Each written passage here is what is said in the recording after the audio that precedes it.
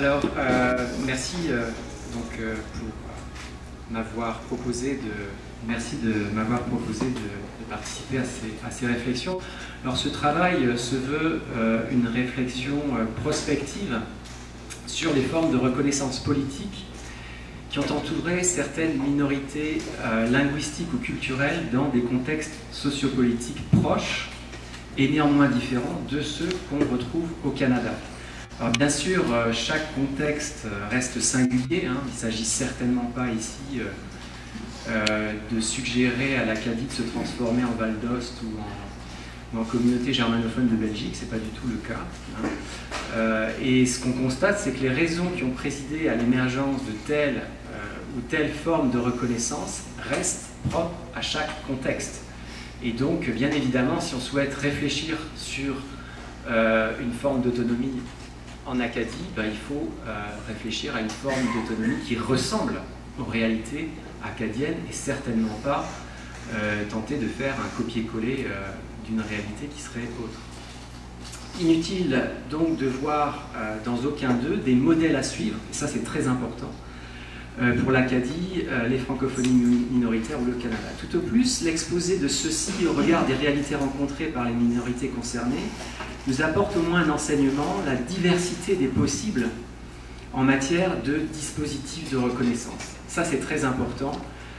On a trop souvent tendance, au Canada, je trouve, à considérer qu'il n'y a qu'une voie possible en matière de reconnaissance, et c'est la voie qu'on suit depuis 50 ans. Je pense qu'on est en pleine période de réflexion sur le renouvellement de la loi sur les langues officielles. On pourrait au moins se poser la question de savoir si ce modèle a, entre guillemets, livré la marchandise, tant d'un point de vue de la protection des minorités linguistiques que du point de vue de la pacification des conflits linguistiques. Peut-être que au niveau de la pacification des conflits linguistiques, on s'aperçoit que tout est pacifique au Canada à ce niveau-là. C'est-à-dire que la mission de la loi sur les langues officielles a peut-être été accomplie, mais au niveau de la protection des minorités linguistiques, ce n'est pas du tout le cas. On le constate recensement après recensement. Donc à l'instar des autres contextes, la société canadienne a son histoire bien à elle, et les solutions qui se sont dessinées face aux conflits linguistiques qui ont atteint leur paroxysme dans les années 60-70 s'expliquent par des rapports de pouvoir à travers lesquels ces solutions ont été définies, et par un contexte, celui de la double solitude, des conflits linguistiques des années 50 et 60, et la volonté publique de construire la nation acadienne en pacifiant ces conflits. Dans les années 50-60, c'est ça qui est un peu qui mobilise les élites canadiennes, c'est construire la nation canadienne en pacifiant les différents conflits auxquels sont confrontées la société canadienne. Cette société canadienne est confrontée à toute une série de conflits, des conflits linguistiques, des conflits culturels, des conflits sociaux aussi, hein, puisque dans les années 60, c'est la période dans laquelle on va voir émerger le bilinguisme officiel, le multiculturalisme officiel, et les différentes politiques sociales. L'objectif, c'est finalement de protéger les plus fragiles. Hein. Protéger les plus fragiles, c'est-à-dire les minorités, c'est-à-dire les personnes en situation de profonde inégalité sociale. Donc on va mettre en place toute une série de politiques sociales, un État-providence qui va s'instaurer. L'objectif, c'est que finalement chaque Canadien puisse vivre à sa manière sa citoyenneté. Un autre but a été poursuivi, c'est justement le fait de pacifier les conflits de la société canadienne. Et là, on va finalement, le libéralisme, hein, c'est pas le laisser-faire, laisser-aller, c'est aussi cette volonté finalement de pacifier les conflits et éviter que ces conflits ne se transforment en affrontements purs et simples. En Acadie, la situation est demeurée assez paradoxale, sinon ambiguë. Pourquoi? Parce qu'on est tiraillé entre une politique de reconnaissance linguistique plus généreuse qu'ailleurs, on a évoqué l'article 16.1, mais sans reconnaissance politique de l'Acadie, d'une Acadie qui est pourtant revendiquée depuis plusieurs décennies, sinon plusieurs siècles. Hein. Donc il y a cette espèce de hiatus entre ce qui a été proposé à l'Acadie, c'est-à-dire une protection en termes de langue, et les volontés ou les besoins de reconnaissance qui dépassent les simples enjeux linguistiques. Alors, je ne sais pas comment ça marche, ça, oui, voilà. Donc ça, c'est le contexte canadien. J'ai mis ces deux cartes qui sont assez emblématiques, finalement, de la manière dont on a représenté la francophonie canadienne et l'Acadie. Vous voyez, une Acadie où le territoire est assez quand même ambigu. Et c'est finalement... ça présente en quelque sorte l'ambiguïté qui existe et le bilan pour le moins mitigé qui existe aussi après 50 ans de loi sur les langues officielles. Alors les cas que je vais présenter, est-ce qu'ils sont différents sur ces points-là? Est-ce que finalement ces cas sont des cas où on a trouvé des solutions parfaites et qui ne prêtent plus à discussion? Absolument pas. Toutes les discussions que j'ai évoquées, les tensions qui peuvent exister, qu'on a rappelées, que Michel, que Mathieu ont notamment rappelé, on les retrouve aussi dans d'autres contextes. Simplement, on retrouve aussi donc ces doutes, ces lassitudes, ces difficultés à mobiliser, mais à ceci près, chaque collectivité, la communauté germanophone de Belgique, le Val d'Ost, les suédophones de Finlande, la Nouvelle-Calédonie, etc., dispose, à la différence de l'Acadie, de leviers institutionnels et de la possibilité d'exprimer collectivement, par la représentation politique, une volonté générale particulière. Et c'est bien là ce qui manque à l'Acadie, cette capacité à définir collectivement une volonté générale. Ce faisant, les représentants de ces collectivités se trouvent dotés d'une légitimité politique qu'on ne retrouve pas, malheureusement, au sein des organismes communautaires acadiens. Ça peut être difficile de dire ça, parce qu'il y a un travail extraordinaire qui se fait par chaque organisme communautaire en Acadie, mais systématiquement, on se retrouve face à ce déni de légitimité qui existe. Rien n'empêche un député de Florenceville de dénier la légitimité de tel ou tel organisme acadien, pour toute une série de raisons. Et c'est un peu le problème qui se pose actuellement en Acadie. Alors je vais commencer peut-être par la situation qui est la plus proche de nous. C'est la Finlande, excusez-moi, et la communauté des suédophones de Finlande. Alors les suédophones, c'est à peu près 300 000 personnes, donc vous voyez, ça correspond un peu à la population acadienne. C'est 6% de la population de Finlande qui est suédophone, ou d'origine suédophone. Et ce qui s'est passé, c'est que finalement la Finlande a acquis son indépendance au début du siècle, et en 2019, on a adopté le bilinguisme officiel, avec une loi linguistique de 1923, et on a pratiqué, c'est pour ça que j'ai mis ces trois cartes, une forme de municipalisation de la reconnaissance de la langue suédoise en Finlande. Ce que les Finlandais ont mis sur pied, c'est finalement une reconnaissance localisée, territorialisée du bilinguisme, avec un bilinguisme qui dépend de la municipalité dans laquelle vous habitez.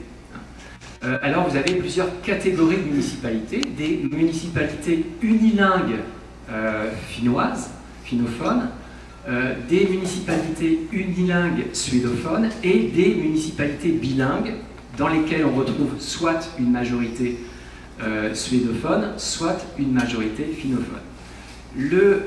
La Finlande est bilingue, officiellement bilingue, un peu comme le Canada.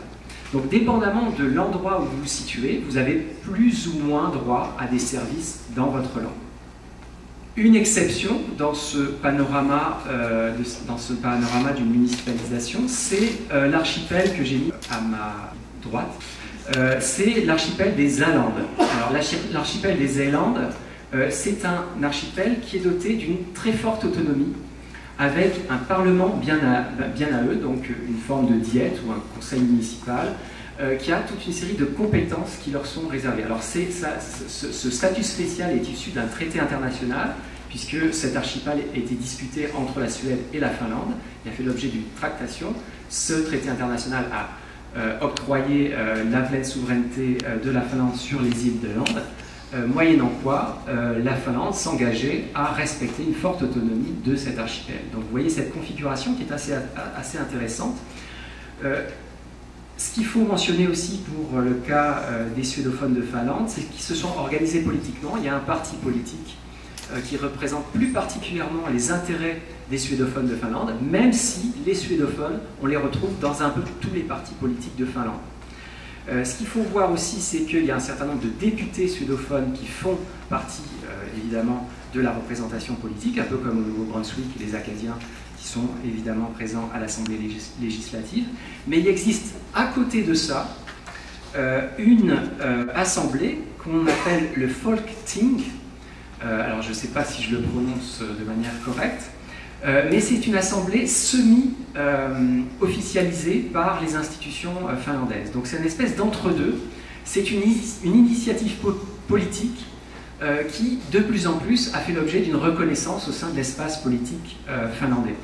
Donc l'Assemblée des suédophones de Finlande existe bel et bien, et elle dépend, dans sa composition, du résultat des élections municipales. Donc il y a à peu près 75 membres dans cette assemblée, et il y a 70 personnes, donc 70 élus, qui sont finalement élus en fonction du résultat des municipalités, des élections municipales. Et il y a 5 représentants qui viennent et qui sont désignés directement par la diète de l'archipel des Åland.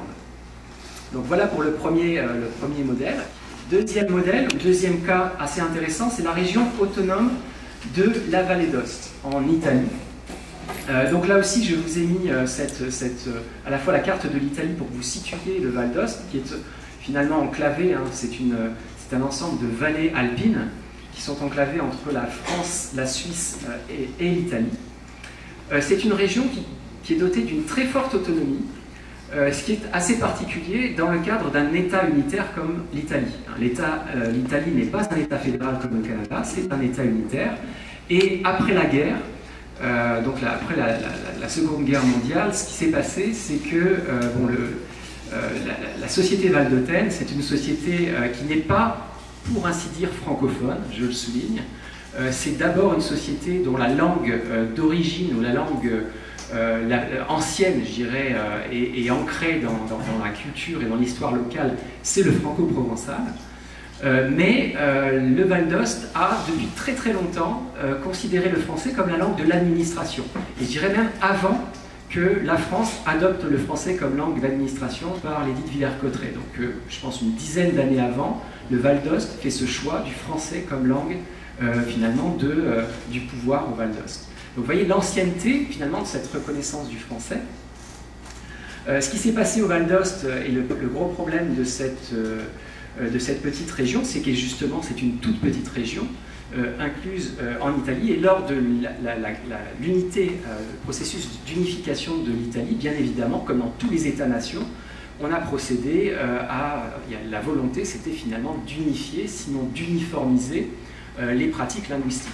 Donc on a voulu italianiser le Val d'Ost. Ça s'est fait de manière plus ou moins soft jusqu'à l'arrivée de Mussolini au pouvoir, et à l'ère mussolinienne, à l'ère du fascisme italien, bien évidemment, les choses ont été un peu plus difficiles, plus dures, ce qui a suscité un mouvement autonomiste valdotain autour d'un juriste qui s'appelle Chanou et qui a durablement marqué l'histoire politique du Val d'Ost, puisqu'après la guerre, l'une des revendications des Valdôtains, c'était évidemment l'autonomie politique de la vallée.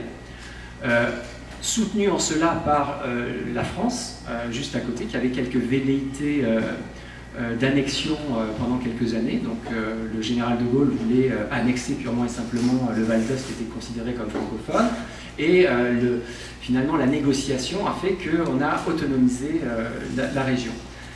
Donc une autonomie politique qui a permis au Val d'Ost d'encourager la francisation, entre guillemets, du Val d'Ost. Francisation toute relative, puisqu'on parle de francophones de langue maternelle, c'est à peu près 2% ou 3% du Val d'Ost. Il n'en demeure pas moins que 70% des Valdôtains maîtrisent le français. Le français est en quelque sorte, au Val d'Ost, j'aime assez cette expression, une langue de poche. C'est-à-dire que tout le monde, il y en a beaucoup qui la maîtrisent mais personne ne l'utilise dans la vie de tous les jours. Le Val d'Ost a cependant considérablement renforcé sa spécificité, sa distinction linguistique, et là aussi on se retrouve finalement avec des Valdôtains qui sont très en demande d'autonomie politique et qui sont prêts à défendre l'autonomie politique, même si la grande majorité d'entre eux sont italophones ou de langue franco-provençale. Troisième cas, le cas néo-calédonien, un archipel que la France possède dans le Pacifique Sud, et qui là aussi a réussi à acquérir avec le temps une très forte autonomie politique. C'est une lutte de décolonisation, on va appeler les choses par leur nom, qui ont amené finalement à l'instauration. Alors vous voyez, dans un État unitaire, un et indivisible comme peut l'être la République, en général, la France est considérée comme le modèle repoussoir en matière de reconnaissance des minorités. Il n'en demeure pas moins qu'il y a un certain nombre de cas comme ça, spécifiques, qui sont notables, et la Nouvelle-Calédonie en fait partie. La Nouvelle-Calédonie, c'est vraiment un statut très particulier au sein de la République, avec une très forte autonomie. Les institutions qui sont complètement différentes de celles de la France, et une citoyenneté calédonienne, avec un régime électoral qui permet de réserver un certain nombre d'enjeux électoraux à tel type ou tel type de corps électoral. Donc c'est un système assez intéressant. Et autre élément supplémentaire qui pourrait présenter un intérêt pour nos réflexions, c'est le Sénat coutumier en Nouvelle-Calédonie. Au-delà des institutions telles qu'elles ont été transformées et autonomisées, il y a ce Sénat coutumier. Ce Sénat coutumier rassemble finalement, à travers une forme de représentation, je pense qu'il y a 2 représentants de chaque pays de coutume en Nouvelle-Calédonie, et ils sont chargés en quelque sorte de réfléchir à l'insertion du droit coutumier dans le droit commun français, et notamment dans le droit néo-calédonien. Donc il y a cette volonté de faire venir petit à petit le droit coutumier dans le droit néo-calédonien. Et enfin, je vais terminer par ce cas qui est là aussi extrêmement intéressant. C'est en quelque sorte la Rolls-Royce en matière d'autonomie politique et de réaménagement linguistique. C'est la communauté germanophone de Belgique. J'aime beaucoup cette communauté parce que j'y ai emmené un groupe d'une quinzaine d'étudiants acadiens qui ont été épatés par leur visite au sein de cette petite communauté. Pourquoi petite communauté? C'est 76 000 habitants, donc vous voyez, 3 fois moins que l'Acadie, dans 9 municipalités essentiellement rurales, et ils disposent d'un gouvernement, d'une assemblée législative, et ils sont capables d'aller négocier des traités internationaux.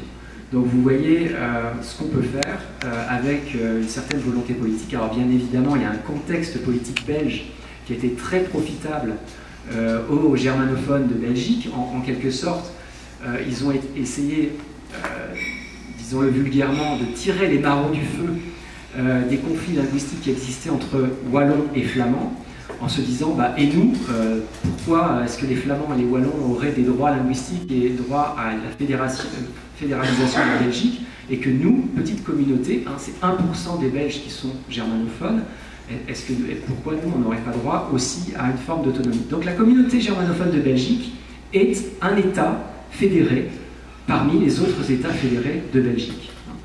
Donc voilà, et ils ont réussi à considérablement sauvegarder leur langue. Ils disposent de toute une série de compétences, notamment fiscales, qui leur permettent d'être parfaitement autonomes. Est-ce que l'autonomie ne soulève pas un certain nombre de critiques au sein de la communauté? Bien évidemment, parce que comme dans toute communauté, on pose la question de savoir ce que coûte aux citoyens l'autonomie, mais il y a un relatif consensus sur le fait de se dire, finalement, l'autonomie, ça a été une très bonne chose pour nous. Même si parfois les relations entre la région wallonne qui est juste à côté et la communauté germanophone est tendue, ils sont en négociation permanente pour renforcer l'autonomie progressivement de la communauté germanophone, parce que les compétences sont partagées entre la région wallonne juste à côté et la communauté germanophone. On ne sait jamais trop si la communauté germanophone doit être incluse dans le territoire de la région wallonne ou au contraire il s'agit d'une entité bel et bien à part entière. Il y a une forme d'ambiguïté dans la constitution belge sur ces éléments. Voilà, je pense que mon temps est largement écoulé. Je voulais vous présenter ces 4 cas. On pourra en rediscuter tout à l'heure. J'avais toute une série de choses à dire ensuite sur le bien commun en Acadie. Ah oui, je vais terminer quand même par là. J'insiste. Il n'y a pas que l'autonomie politique qui pourrait être intéressante en Acadie. Il faudrait aussi réfléchir sur notre capacité de définir un bien commun en Acadie. Et il y a toute une série de leviers auxquels on ne pense pas nécessairement quand on parle d'autonomie politique. Je pense notamment au regroupement de municipalités. Dans toute une série de situations, de contextes, on procède à des regroupements de municipalités, à l'organisation ensemble d'un certain nombre d'enjeux. Donc il y a les communautés d'agglomération en France qui fonctionnent très bien, il y a les communautés de pays, les MRC au Québec. On peut parler aussi des sociétés mutuelles. Je pense que le mutualisme, les sociétés coopératives, on a trop tendance à penser que c'est un vieux truc des années 70, mais il faut comprendre que dans les jeunes générations, de plus en plus, on parle de coopération, de mutualisation, d'échange. Et je pense que toutes les sociétés mutuelles, les sociétés assurantielles, le mouvement coopératif doit être peut-être réinventé peut-être pour pouvoir trouver des solutions à notre besoin d'autonomie. Les fondations peuvent être aussi une bonne solution. Les réseaux communautaires sectoriels de consommateurs, de citoyens, on voit à quel point les marchés de pays, etc. fonctionnent. Il y a cette volonté de développer des solidarités entre consommateurs et producteurs. Bref, là aussi, il y a des voies d'action prometteuses. Les réseaux sociaux et le microcrédit, tontine, etc. Je pense qu'il y a moyen, dans toutes ces initiatives qu'on trouve à la base, de trouver un moyen d'autonomiser la nation acadienne. Voilà, je vous remercie.